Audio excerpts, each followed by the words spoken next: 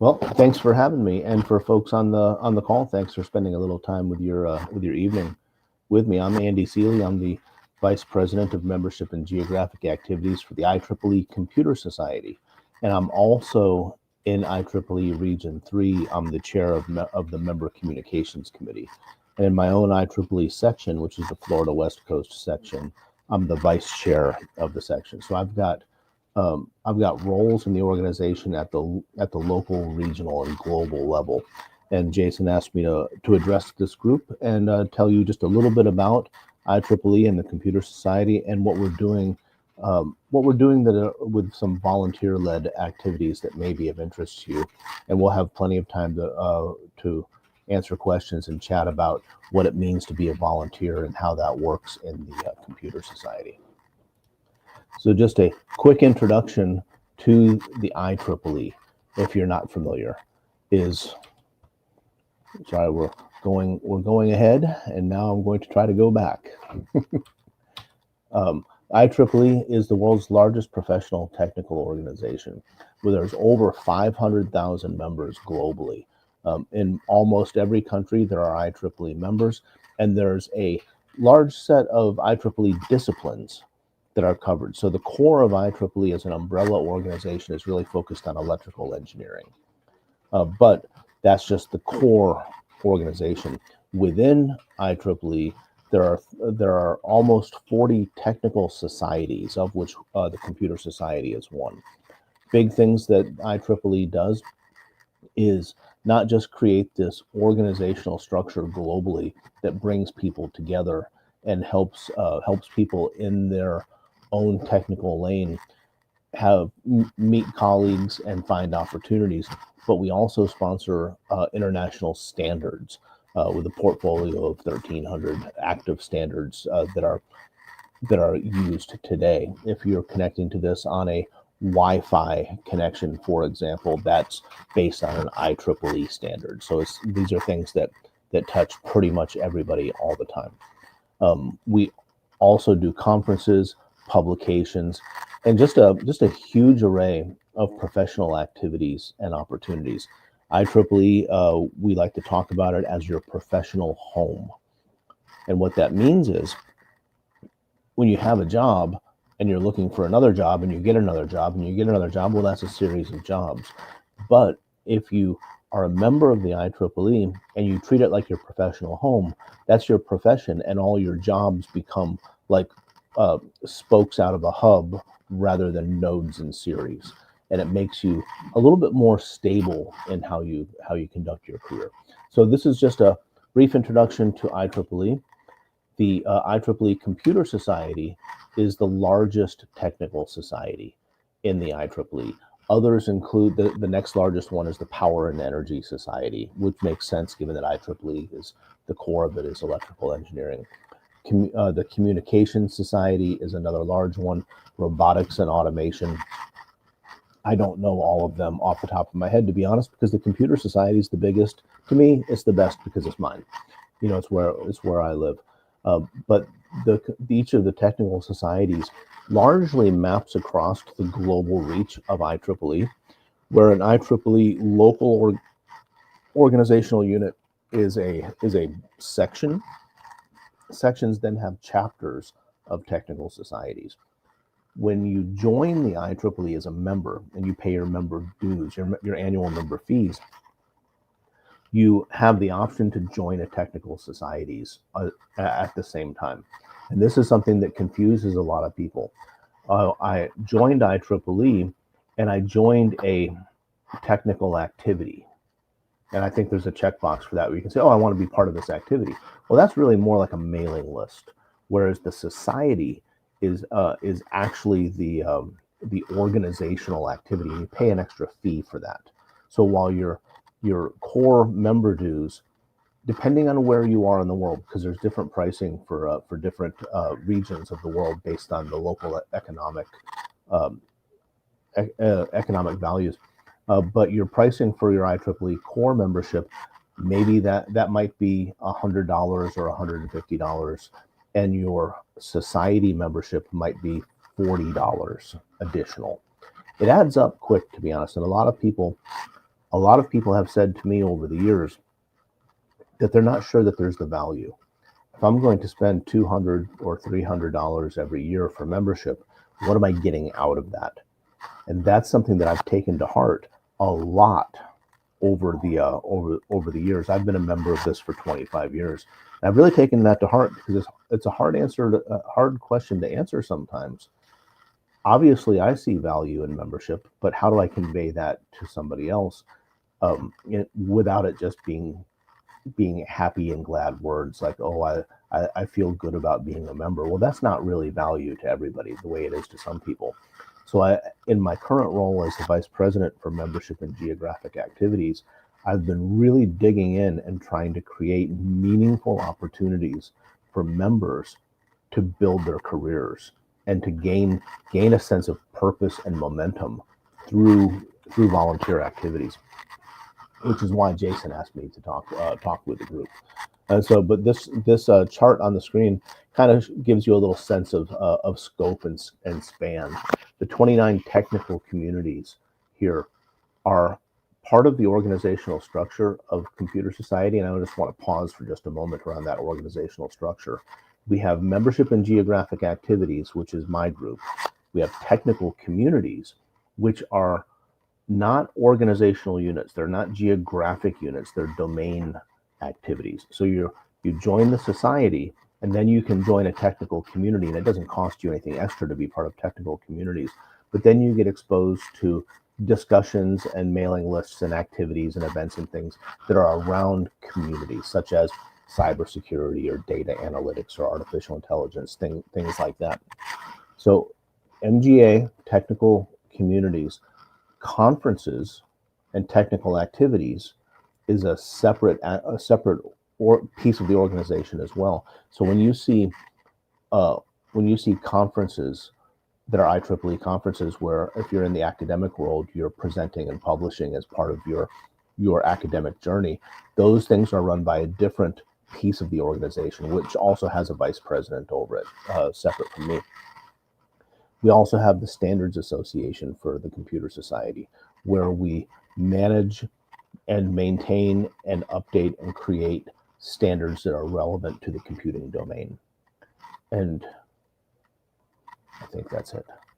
I may have forgotten somebody, but if I do, I'll come back to it. But that's the vice president, the division of labor within the society. In MGA, this is what we do. We take the Computer Society's top-level goals to empower computing professionals, and we drive that for the good of humanity. That's actually the tagline for the greater IEEE, advancing technology for the good of humanity. It's a lofty thing to say, but it's also a powerful thing to say. When you're a member of the IEEE and the Computer Society, and you're using that as a lens to look at what your career is and what your work is like, and you can say, hey, I'm doing things that advance technology, and those for a good reason. It supports the humans around me. It can be a powerful feeling when you take a pause and take stock of that. So MGA as an organization, membership and geographic activities, we provide these resources and support, and we encourage our members. We try to build programs that support our members either through volunteering or through offerings that we have. Like we have seminars, and we have distinguished visitors and lecturers and activities that our members can take part in that enrich their careers. And when we say members, by the way, I also want to highlight that I don't just mean professional members in their current careers. I also mean student members who are still at college and university and still taking their first steps toward their career. And I also mean life members who perhaps have retired, but aren't quite entirely out of the game, and they're still involved. In fact, some of our life members who have retired long ago are probably busier today than they were when they were still in their careers, because Computer Society keeps them active and relevant and gives them opportunities to do things. We have 6 lines of effort, which I'll talk about in the next. These are our 6 lines of effort. I know that there's 7 bullets, but I'm the last bullet because I'm the vice president. We do awards and recognitions in the Computer Society. So when you're a member, especially if you're associated with a local chapter, an organizational unit, there's opportunities for awards. You can nominate others, you can nominate yourself, you can be nominated for Engineer of the Year or Educator of the Year, or there's a wide variety of different awards, and they're at different levels. They're at local levels, they're at regional levels, they're at global levels.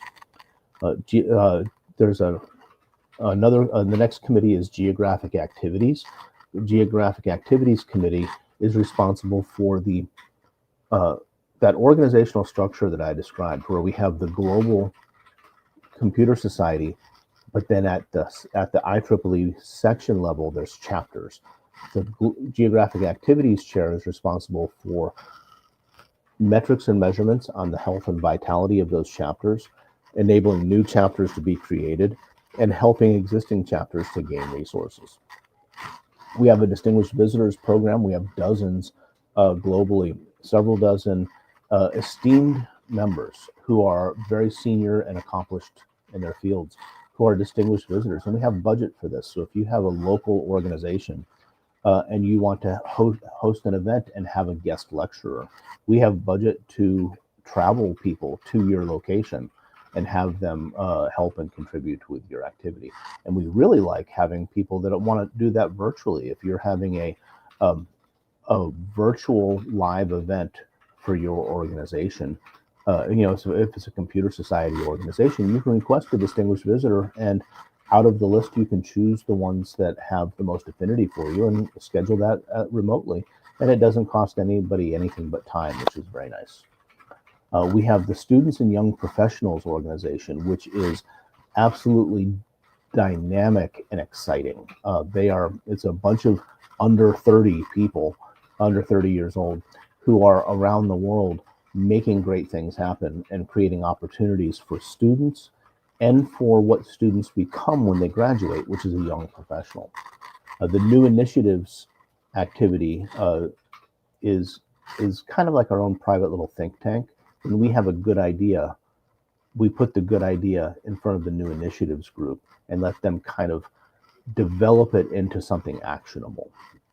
Mission enablement is where we develop concepts and activities that support the rest of the society. So think of internal tooling and processes that enable other things. We have a representative to the Board of Governors that gives us a voting position in the Board of Governors. So everybody to this point where we say representative to the BOG, those are all committees and committee chairs that report to me. And then we also have the Board of Governors representative who's a voting member on the greater board of the society. And then I am also a voting member on the board. So we get two votes. And then of course, at the end, I'm Andy Seeley, the vice president, and my responsibility is to set the agenda for the year. And I attend meetings and I make PowerPoint slides, which nobody's ever caught that that's actually funny, or maybe they've laughed quietly to themselves. So these are the three, the four goals that we set out at the beginning of 2025, just to give you a sense of what it is we're trying to do. And goal 0 is we just want to meet and exceed our existing charter. The things that we were trying to do in 2024 and the things that the society at large is trying to accomplish in 2025, we just want to do that. We want to do the things that we said we're going to do. But we don't want to stop there. We want to do a little bit more. We want to have our first goal after that is to increase the perceived value of membership. This is a classic tale of a volunteer society type, like the Computer Society, is people who join it and are members for a long time feel like there's value, but they struggle to convey that value to new members, and new members have a lot of choices to make on what societies they would join, if any, and why they would spend money that they could spend on something else. And so if we can capture the special sauce of that perceived value of why I feel good about being a member and share that effectively, will help everybody that is involved to achieve their goals. Our second goal there is to increase industry engagement. Computer Society can have a real flair for the academic, because the infrastructure of the IEEE and the Computer Society lends itself very nicely to academic publications, which helps people in academic roles gain and maintain their positions in their universities. So it tends to be kind of heavy on academia, but there's a lot to offer industry as well, not the least of which is exposure to academia. So increasing industry engagement is an important goal for us. And then lastly, improving our operational efficiency. If we can do things that allow us to have greater volume, greater scale, greater throughput, and create greater opportunities without creating undue pressure on individuals or generating capital expenses, then we'll be doing a good thing. So we're trying to do those. So these are our top level goals for the year. And this is really the thing that I came to show you as a group, is some of the initiatives we've started this year. And this is actually not a complete list. It's a mostly list, but there's a few extra things on here. These are initiatives we've started since January, and the little chiclets off to the side are which goal they align to. Because if we're doing things that aren't aligned to our goals, then maybe we're doing the wrong things. One of the key things we've done is create this volunteer resource management activity. And some of you on the call may actually be part of this, where we send out regularly calls for volunteers. If you'd like to volunteer with the Computer Society, let us know. And we collect a handful of data points from you. Where are you? What organization are you in? What's your member number? Give us some keywords on what you do, what your interest areas are. Then we put you on this master list. Well, we've got about 250 people on that list right now from around the world. It's not just in the United States. And then with that we validate your membership, we validate that you're actually a member of the society. And then we use that pool of resources and we share it with other parts of the society. So when any of these other organizations that I've mentioned, when they need volunteers to review papers, to judge and score nominations, to approve, to validate awards, things like that, those other organizations can come to the volunteer resource management and say, hey, I need 20 people for 3 weeks, and each one of them will read between 3 and 5 papers and score them. Then we send out an all call to the list, or we might narrow it down a little bit depending on the requirements and say, okay, we only need senior people, or we only need people from Southwest Asia, or some sort of criteria like that. If there are any, we narrow it down, and then we collect people who are interested and available, and we give that as a group, as a tranche over to the requester. And then they're able to conduct their activity with active volunteers. So that's the number one thing, and I'm super proud of what we've put together so far, although it still is in its infancy. We've started doing senior member elevations inside that group. If you're in the volunteer resource pool and you're a professional member and you've been in a professional practice for at least 10 years, we'll write the nomination for you and submit you to be granted the rank of senior membership. And it's a perk of membership. If you're in the society, we're going to do that service for you as a little bit of a thank you to you. It doesn't cost you anything but just a little bit of time. The Global Incubator, we've launched in the New Initiatives Committee. We've launched the concept and the working group on it. We haven't launched the actual incubator. The idea of Global Incubator is to connect through the Computer Society's resources, accelerators, incubators, startups, entrepreneurs, students, capital, professionals, researchers, all the people that we have in the society, connect them together in such a way that any one of them can gain value from the collective whole through this Global Incubator. So right now we're developing, we're in the writing white papers kind of development phase of that. The chapter catalyst for distinguished visitors, we're trying to use distinguished visitors to help catalyze dormant or lethargic local chapters. The internal awards and recognition, we've started, and we just started this last month, where we assigned somebody to be in charge of figuring out how do we build a process to recognize our internal volunteers. Because when you volunteer, one of the things that I want to be able to offer to you is, if you need it, I can write you a letter of invitation to the volunteer opportunity. And if you need it on conclusion, I can write you a letter of conclusion saying, thank you for doing this. And here's what you accomplished and here's why it mattered. But that needs somebody to focus on that, because I'm only one guy, right? And I can only write so many letters in a day. So having a process to do that is what we're developing with that. Student chapter sister chapters is another important initiative that we're just getting started with. And we've discovered that in some places, India, North Africa being two really strong areas, we have student chapters that are they're phenomenal.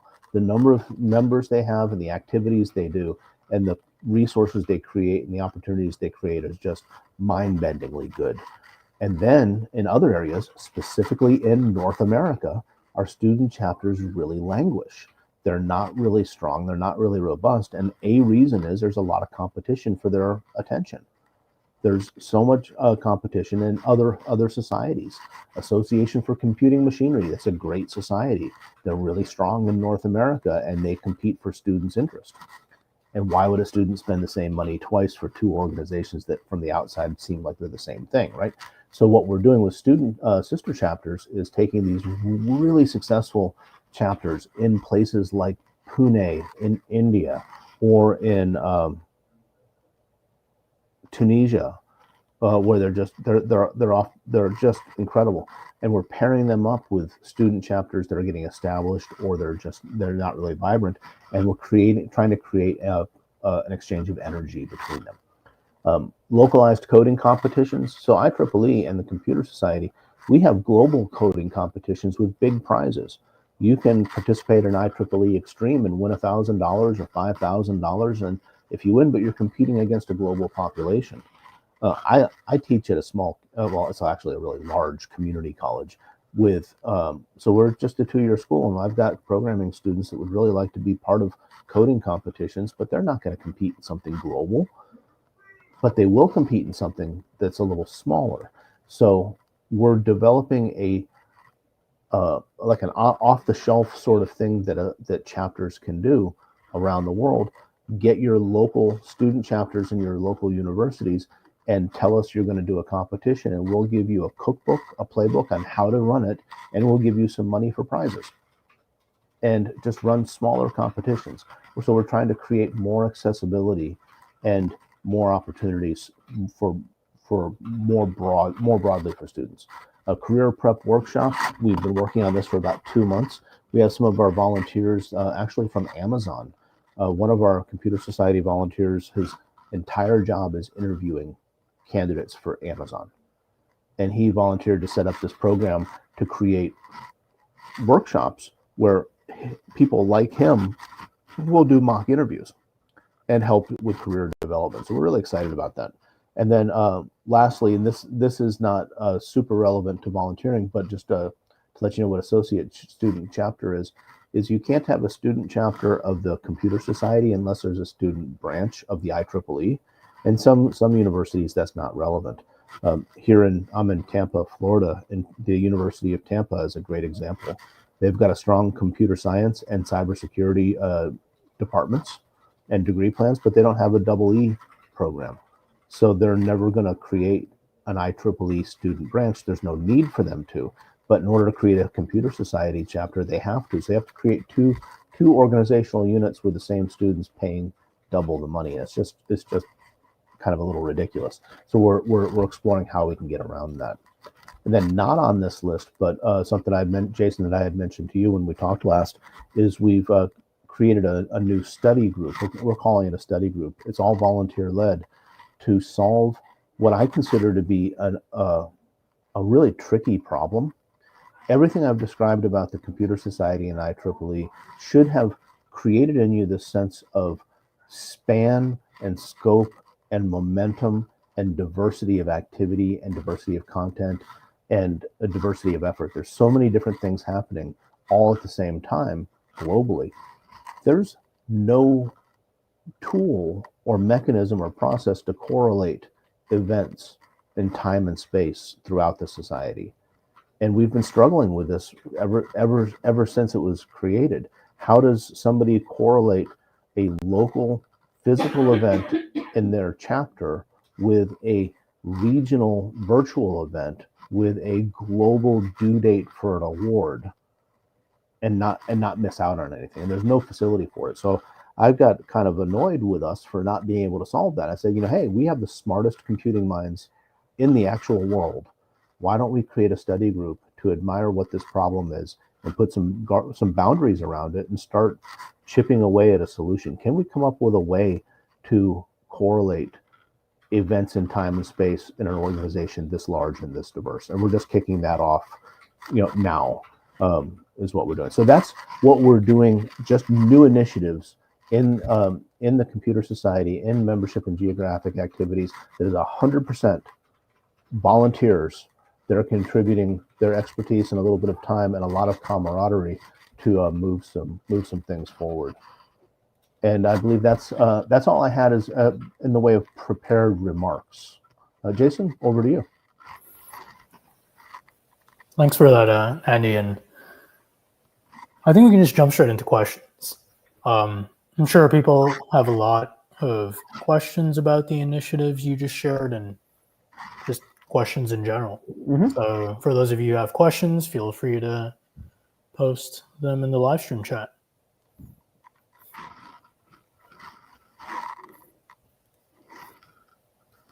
So I can just read out questions as they come up. Okay.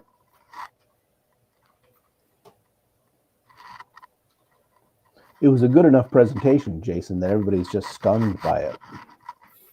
Yeah, it was, I think the initiatives really, that slide really helped because a lot of people are still not really sure about how they can get involved in the Computer Society.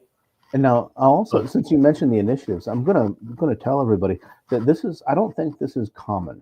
Like my predecessor didn't do it this way, and their predecessor didn't do it this way. I have a kind of a sense of shaking things up a little bit, maybe. Like I want to do things differently, and I'm not content to say to allow it to be, oh well, we can't find volunteers, or we don't have any ideas, or we don't have anything to do. There is an infinite number of things we can do, and those initiatives are just the things I've thought up. What do you have in mind? Like if you had the ability to create something that was appropriate to the situation, right? Like we're not going to go create a rocket to Mars, but we can create training, we can create education, mentoring, support, things that are like in this kind of operational domain. If you saw my list of initiatives and said, well, that's a great list, but it'd be better if you did this, tell me what this is, and then I'm going to put you in charge of it. So I can actually share a bit about the bed. There are some questions in the chat. How to join the IEEE volunteer resources pool? It's actually pretty simple. If you send me an email, say, hey, you want to be part of that, I'm going to reply and introduce you to my the leader for that. The volunteer leader for that is a lovely fellow named Upal, who's in San Diego. He's a professor there, and he manages the volunteer resource pool, and he'll ask you 7 or 8 questions. I think he might even have a Google form set up for it, but it's where are you? What chapter are you associated with? What's your member number? What keywords, like are you a cybersecurity and policy person? Are you a data analytics person? Things like that. And how many years of experience you have. Those are the questions we want to know. So that way we can, when we're reaching out and grabbing a scoop of volunteers to satisfy a request, sometimes those requests come with criteria. We only want people that work in artificial intelligence, and we only want people in South America. Sometimes they're like that, right? So we get just enough detail, but not too much, to be able to do those things. So this is just a related question. Share email address, please. See, I see a chat for the studio. Oh wait, okay. So I'm joining the chat. Sorry, but it wants me to log into YouTube. I can post it if that's Yeah, that's okay with you. perfectly fine. Yeah, if you send Andrew, it's andrew.seeley@ieee.org, and if you send me a note, tell me that you were in this message, because I get a bucket of emails every day, and right now I'm really struggling to answer any of them. So tell me that you were here and what you're looking for, and if I can answer it quickly, I'll get you moving. Yeah, there are quite a few questions in the chat. All right, so looking at local chapter for Dallas. So this is a great question about from Enerud. Almost any place you're going to be, there's going to be an IEEE section. Most of the time, especially in a large area like Dallas, there's going to be a Computer Society chapter. Now, I'm really coming at you from a Computer Society perspective, because that's where most of my focus is now. But I don't want to discourage you from, if there's not a Computer Society chapter, you can still join the IEEE and be part of the section. But what you're going to find with local organizations is it's going to be really varied. There are local organizations that are super active and welcoming and bring people in. And then there are others that are holding their minimum number of meetings every month and not really doing a lot.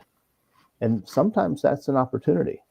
If you're like reaching out to your local section or your local chapter and you're not getting anything back, if you're in region 3, which is Virginia to Kentucky to Mississippi to Jamaica, like southeastern United States, let me know and I'll fix that for you. If you're global and you're looking at the Computer Society, let me know and I can fix that. But if you're looking at the IEEE branch or section outside of the southeastern United States, I don't have any visibility into who the leadership is. So I don't have any buttons to push for you.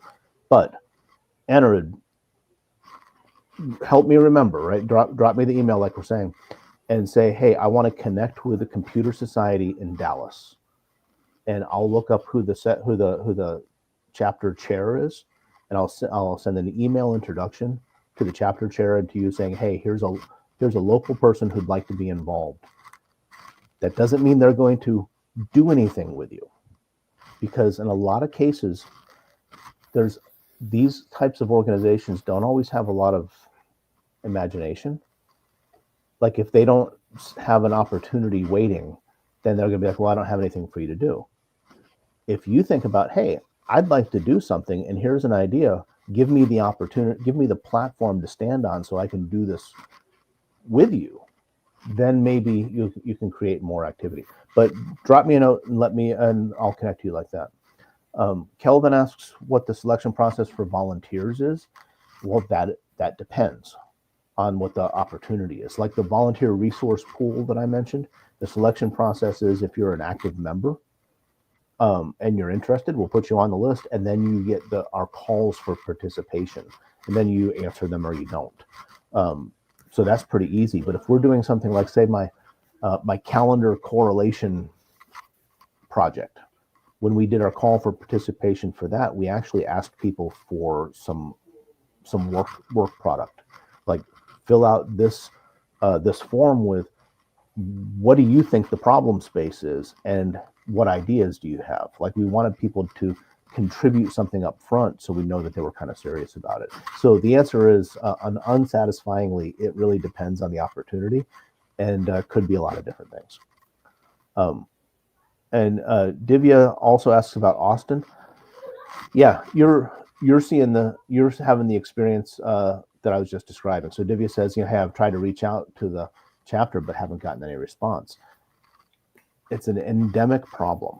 So whenever in my list of initiatives, one of them was the chapter revitalization, that's the problem, is trying to revitalize chapters and get them to be excited and responsive, but also without judging on them. Because what I have to remind myself and others is nobody's an employee.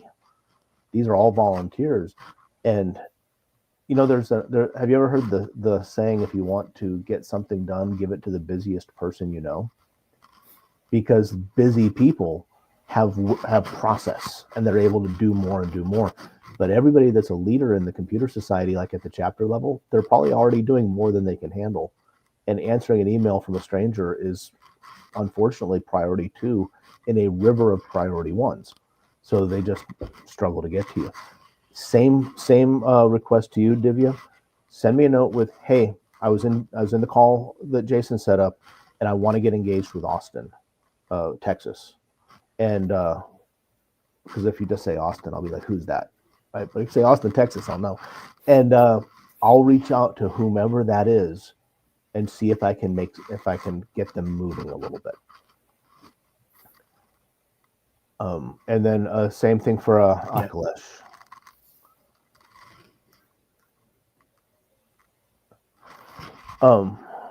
Akrita says you're going to the Seattle chapter as we speak.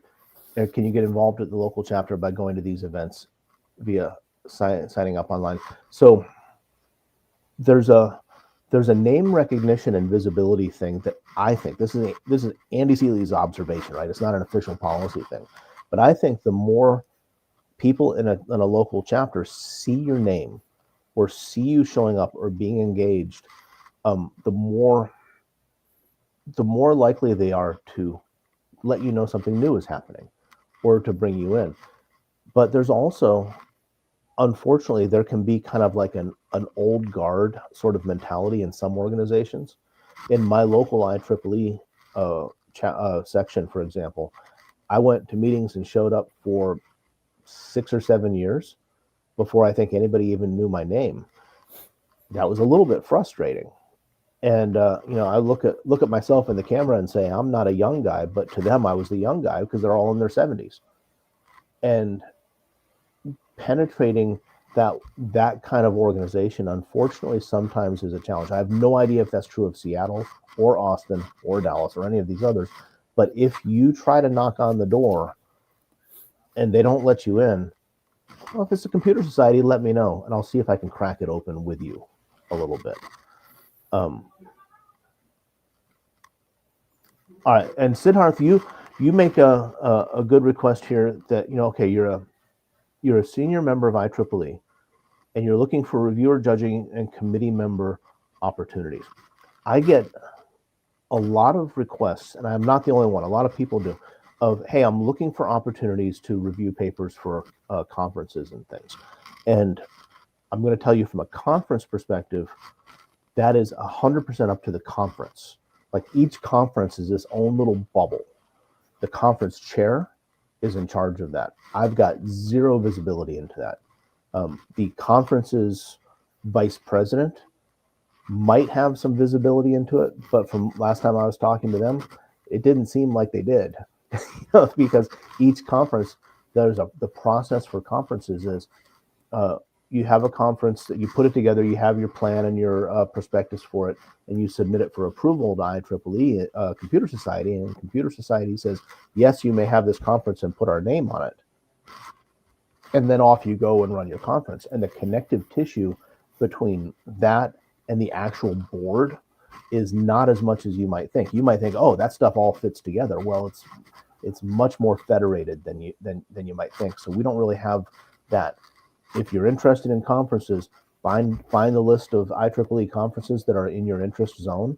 Contact individually the conference chairs, the technical program chairs, and that's a lousy answer. It's the best I can do.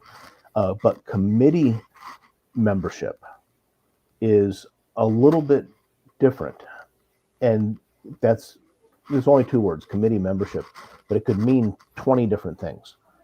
And so that's another it sort of depends kind of thing.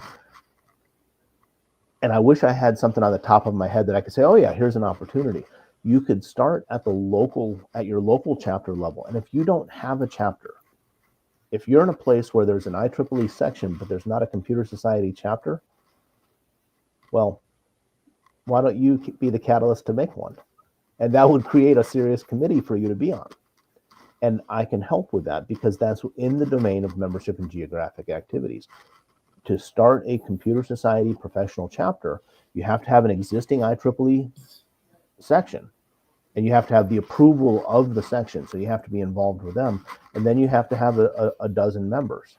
If you've got a dozen computer society members willing to say, yes, I wish to be part of a chapter, we'll guide you through the petition. It's a petition process to request being formed as a chapter, and off you go. That, Siddharth, would be a wonderful thing for you to be able to do. And Prasad, you ask about local chapters in Seattle. It's two questions. Do you have a local chapter in Seattle? I assume you do. I don't know it personally, but I assume you do. And do they have volunteer opportunities? I have no idea. But if you need help getting introduced, send me a note and say, hey, I need introduction to Seattle chapter, and I'll look up who the chapter leadership is and introduce you. And Siddharth Tepar, same question. Same question. And then Vasanthi, same question. Cool Kid 22, you're pretty cool.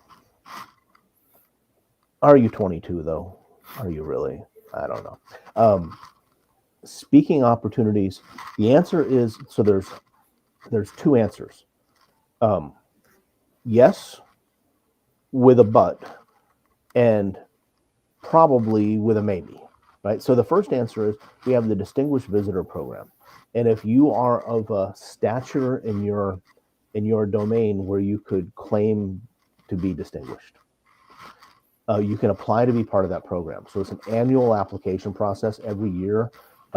Distinguished visitors age out, and then new ones are selected, and it's a bit of a competitive application process. There's interviews and things with it. It's a cool thing. It's a really cool thing to do. And then they will potentially travel you to places to speak. So it's really fun. But it's also it's not something you just do tomorrow. It's something you kind of have to plan for and work up to. And I can point you at the chair for the Distinguished Visitors Program if you want to explore that. But the second yes to this is it depends on where you're at.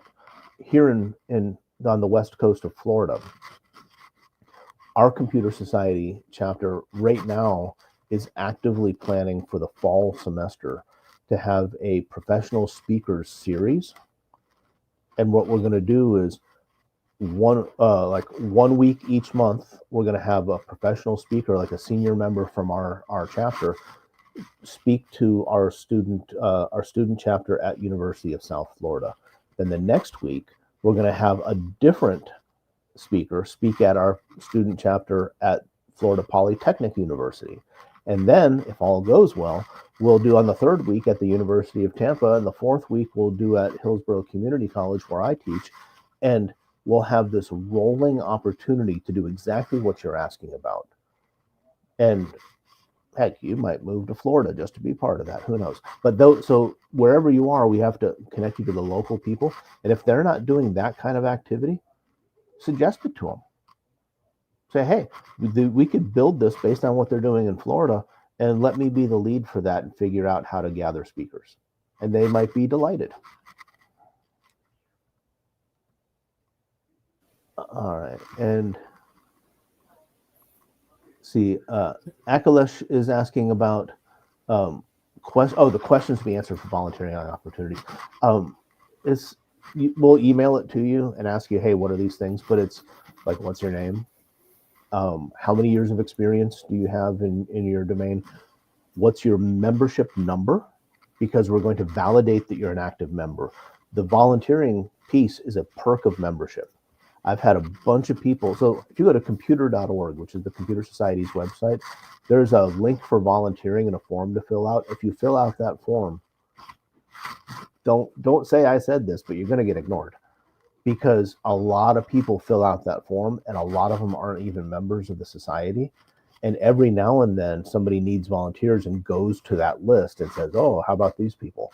I've taken people out of that list and vetted them, and I'm actively working with them. So it's a little bit of a different thing. But are you a member? what's your member number, and we're going to verify that. What are some keywords? Like if you do cloud virtualization and storage, like keywords like that. So we know how to kind of sort you if we're looking for something in particular. And I think that's it, right? Maybe there's one other question. It's those kinds of questions. There's nothing hard. And Siddharth, I think I already answered you. Yeah. And Nikhil, criteria to volunteer to run a local chapter. That there's two answers, right? If there's already a local chapter, the criteria to volunteer is that you have to challenge the current leadership to battle. I'm just kidding. What you have to do is get involved with the chapter such that they recognize you as an active, engaged person. And then when the elections, because all these positions are elected. I mean, well, the core leadership is elected. The chair, the vice chair, the treasurer, the secretary. There's an election every year, but those positions are usually for 2 years. So you look at what the election cycle is. If there's an election coming up, then you get your name on the ballot. You talk to people and let them know that you're a valuable asset and worthy of being elected. I find that in a lot of cases, we have open elections, but there's really a succession plan going. Like, I'm fairly sure that at the end of my current term and my chair's current term for my local IEEE section, I'm quite sure that my chair is going to be like, Andy, would you like to be the chair next? And if I run for it, I'll be elected because people have known me for so long. But if you're not known, then people maybe are not as likely to vote for you. But what if you don't already have a chapter? That's a more interesting question, and that's what I was saying to the previous question.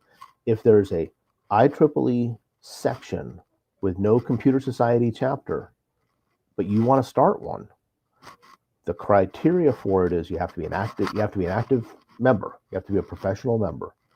You have to, I think there's a need for 12 active members who are willing to sign on a petition saying that they'll be part of a chapter.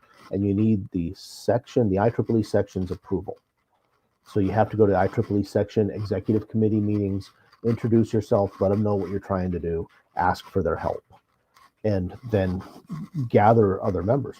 And if you don't know any other members, let me know, because I'll look them up in the membership database. And I'll say, hey, look, your local IEEE section has 10 active Computer Society members, but no chapter. You need 2 more, and then go, recruit a couple of friends to join and get you up to that point. That'd be a satisfying and important thing to do, and I'd really encourage you to do that. All right, so Gautam is asking about opportunities to present on latest trending topics. So I think I've covered that already. And I encourage you to reach out, start local, start with your local chapter or your local IEEE section if you don't have a chapter, because computing, look, if you're a Computer Society person by temperament, even if you're not a member, you know the truth of this. Computing fuels everything. Everything is computing. This is 2025. Everything is computing. So if you've got a local section that's really heavy on power and energy, all your members are power and energy, for example, what do you think runs the grid? Computers. Whatever your specialization is, you can go to another society or to the IEEE section itself and say, hey, look, I've got this expertise. I would like to offer it. Can I get introduced to the student organization at our local university, or can we do a webinar or something like that? And just work through that with people, and be ready for the first answer to be you're getting ignored, and then ask again, and the second answer will be no, and then ask again, and the third answer will be okay. Right?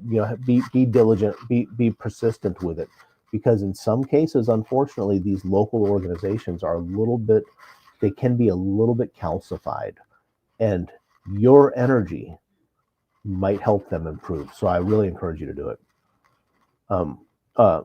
Akhilesh, you applied for senior membership. The congratulations on doing that, by the way. The senior membership is done 5 or 6 times a year. It's there's a stepwise process for it. The final step is the meeting of the Admissions and Advancement Committee, which happens 4 or 5 times a year.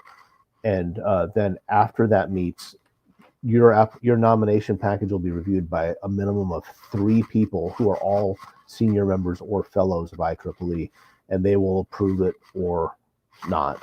If they all approve it, then you go into the approved pool, and you will hear something after that meeting within a week or 4.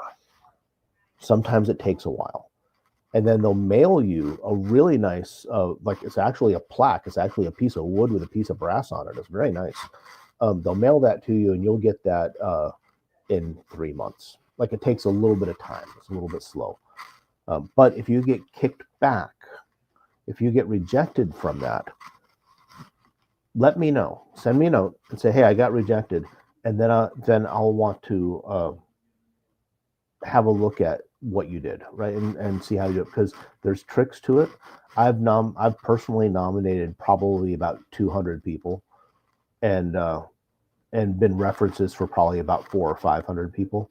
And so I've got a lot of experience in senior membership. And if you do get rejected, let me know. I'll get you into the next cycle and get everything lined up for you. And Divya, the slide deck will be shared. My PayPal is, and my Venmo is, I'll sell it to you. I'm just kidding. Yes, I will send that to Jason for distribution. And All right, last question. Geographic location as a local chapter or not.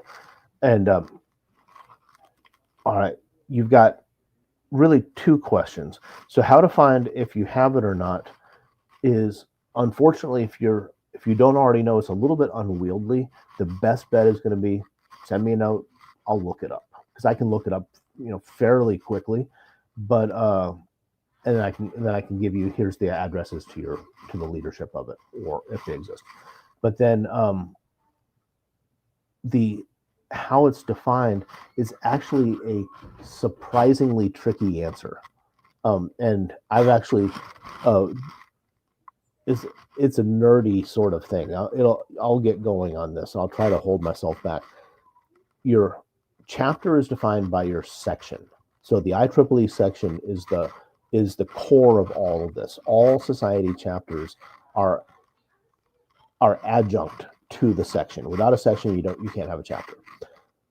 The section's geographic boundaries are actually widely disputed, like border conflicts almost.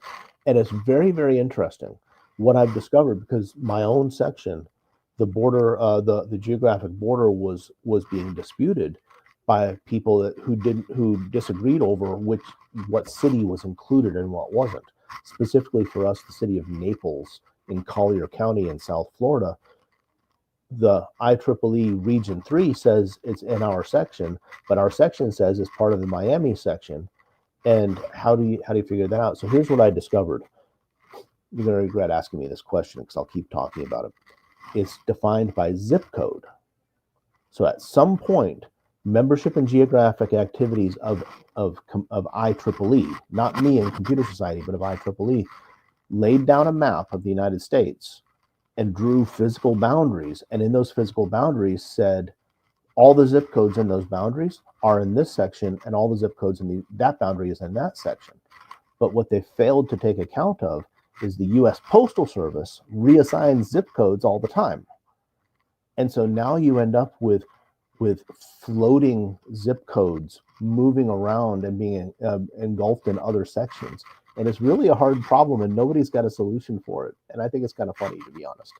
Oh, that's much more answer than you actually were looking for. There is a map. If you go to IEEE.org, you can drill down into your region, and it'll show you a map of sections.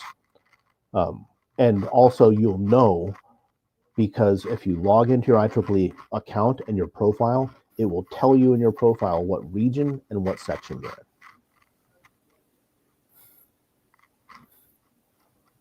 in. And Divya, I am candid. If you ever want to know what I think, just ask me and I'll tell you.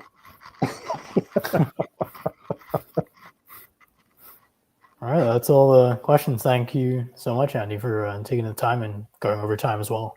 I'm Really appreciate it. I'm impressed with your people. Well, we're on time, right? Did we have an hour for this?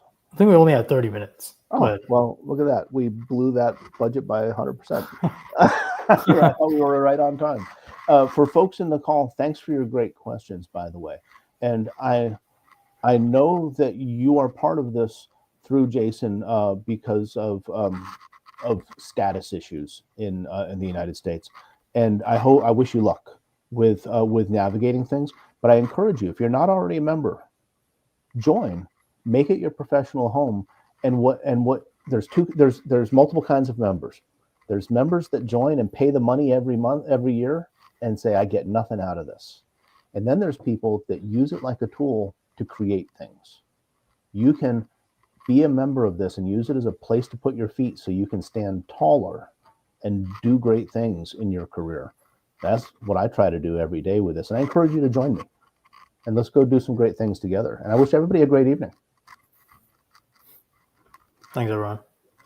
Yeah, Nick, I'll share this later. Thanks, everyone.